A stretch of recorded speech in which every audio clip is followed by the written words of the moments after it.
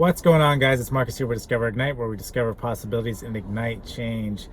And today I want to talk about this idea about being repetitive with those things that you work that bring you success, right? And a lot of times we may find that we aren't successful. We find something that works, and then we find out that we essentially slip, right? We fall out of that pattern that was making us successful into bad patterns, and not realizing this, and then losing all that progress that we once had.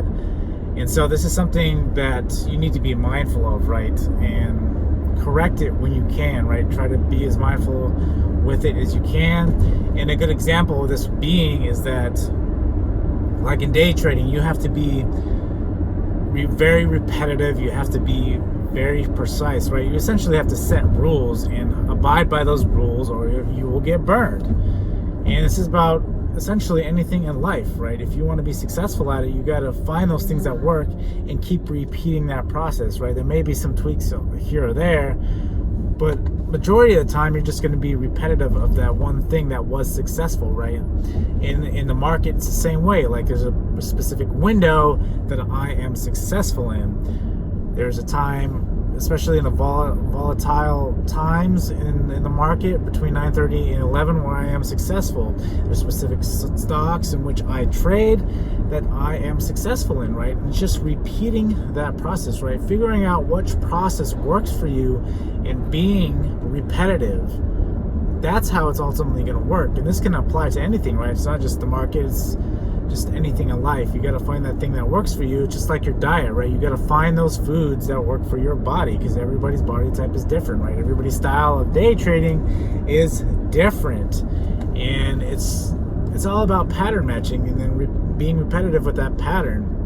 And you realize that once you do this, once you get so self-aware about this pattern that's making you successful, you can eventually start scaling it larger, right? And becoming even more successful by doing this. And so it's just being mindful of these things and taking notes, and whatever it will take, right? Whether that's your diet or trading in the market, right? You got to find that thing and document it, right? Maybe you have to do a daily journal. Maybe you have to document everything that you put in your body to figure out what exactly is working for you. Maybe you have to document every stock that you trade to figure out what is working for you. And then when you realize that, when you find that pattern, again, you start, just being repetitive. And a lot of times, people are like, well, that sounds so boring, being repetitive, but that's how you find success, right? Is being repetitive and finding those things that work and keep repeating it.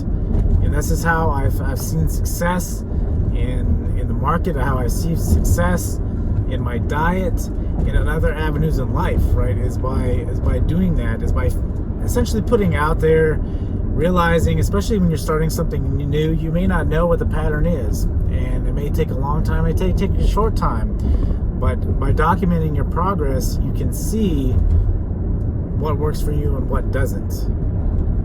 And then just sticking to that, right? Sticking to what your quote-unquote rules are, and not breaking those rules, because once you break those rules, you know you will fail, right? This is how we get better. This is how we learn from our mistakes, is by doing this, is by finding that pattern that works for us and repeating it. And again, this is different for everybody, right? The same rules do not apply to everybody. Some people may have very similar rules, but they're never the same. And so this is just something I've noticed. It's something that we all try to strive to be better at, is to find that pattern, initiate that pattern, and continue to stick with it. So this is just one of those thoughts that I thought would help everybody, is to really document it, right? And to not be frustrated. You're right, we all have the failures, but how are you essentially going to learn from those failures, right? By finding the patterns that work for you. And so you have to do that. And a lot of times, you may not find those patterns if you're not documenting anything. But if you are documenting it, you can definitely find them a lot quicker. This is one thing I've found, right? You can go along the process and keep, making the same mistakes. You eventually learn, right? You eventually, after the 100th time, you're like, okay, I realize that if I don't trade between these windows, I'm going to make the same mistakes and I will not be successful.